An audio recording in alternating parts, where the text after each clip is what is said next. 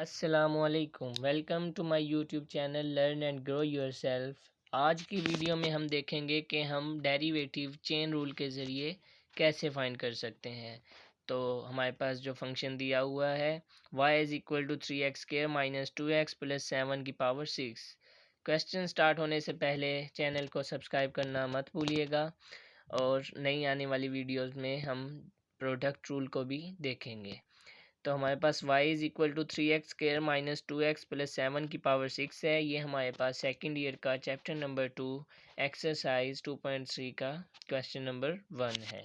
तो हमारे पास y, अब इसमें हमने चेन रूल है हमारे पास। तो चेन रूल में हमने सबसे पहला काम क्या करना है, लेट करना है। अब हमारे पास कोई भी फंक्शन होगा, जैसे ये हमारे पास है 3x² माइनस 2x प्लस 7 की पावर 6। अब ये पावर में दिया हुआ है, तो जो पावर के अलावा जो हमारे पास फंक्शन है उसको हमने क्या करना है, लेट कर लेना है। अब इधर हमारे पास कुछ भी होता, 2x प्लस 3, 5x प्लस 4, इस तरह जो भी फंक्शन हो उसको हमने किसके इक्वल लेट कर लेना है, u के equal. y is equal to, इसको हमने किसके लेट कर लिया, u के लेट कर लिया, और 6 वैसे का वैसे आ गया। अब हमने क्या करना है, इसका डेरिवेटिव फाइंड करना है बाय चेन रूल। तो चेन रूल में हमें पता है, पहले सबसे पहले हमें फार्मूला पता होना चाहिए कि हमारे पास क्या होता है। चेन रूल होता है dy over dx is equal to dy over du multiply du over dx। तो अब हमें dy ओवर dx फाइंड करना है, तो इसके लिए हमें दो चीज़ों की ज़रूरत है, dy ओवर du की और du ओवर dx की। तो हम इनको फाइंड करते हैं। हमारे पास जो y था वो क्या बन गया, u की पावर 6, और दूसरी तरफ हमारे पास क्या आ गया, हमने u किसके इक्वल लेट किया था, 3x² माइनस 2x प्लस 7 के। इस तरह पहले हम इसको सोल्व करते हैं, फिर इसी तरह हम इस साइड को सोल्व करेंगे। पहले हम लेफ़्ट साइड को देखते हैं कि हमने डेरिवेटिव लिया with respect to u both side पे।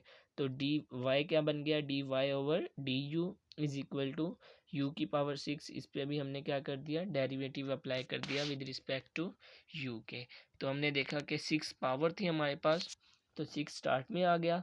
पावर रूल हमने यहाँ यूज़ किया, क्योंकि आने वाली वीडियोस में हम देखेंगे कि हमारे पास अगर प्रोडक्ट रूल हो रहा है या क्वोशंट रूल या चेन रूल यूज़ हो रहा है, तो हमारे पास जो क्वेश्चन में पावर रूल लाजमी यूज़ होगा। क्योंकि हम यहाँ जो है बाय डेफिनेशन और बाय फर्स्ट प्रिंसिपल यूज़ नहीं कर सकते, क्योंकि वो मेथड जो हमारे पास है वो लेंथी हो जाता है। तो इसलिए हमने जो क्या किया है, 6 की पावर, हमने इसके ऊपर पावर रूल लगाया है।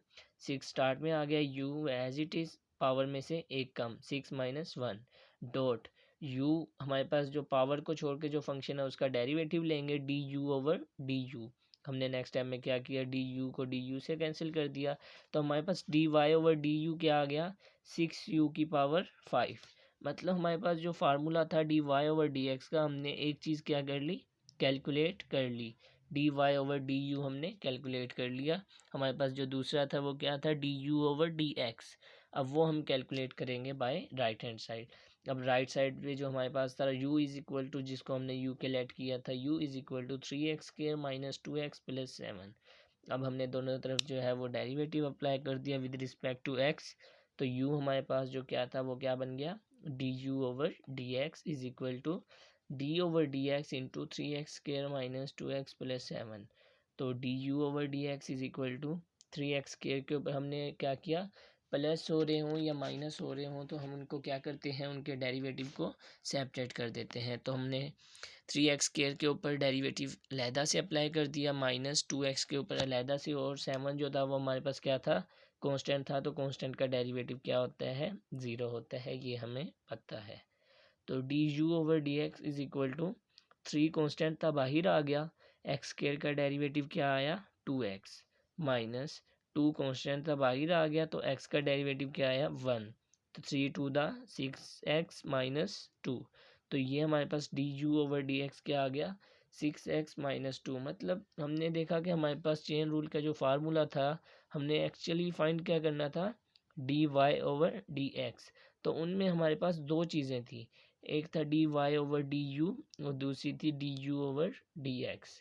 बेसिकली ये चेन रूल इसी तरह से बनाया गया है कि अगर हम du को du से कट कर दें तो ये हमारे पास as it is dy over dx बन जाता है।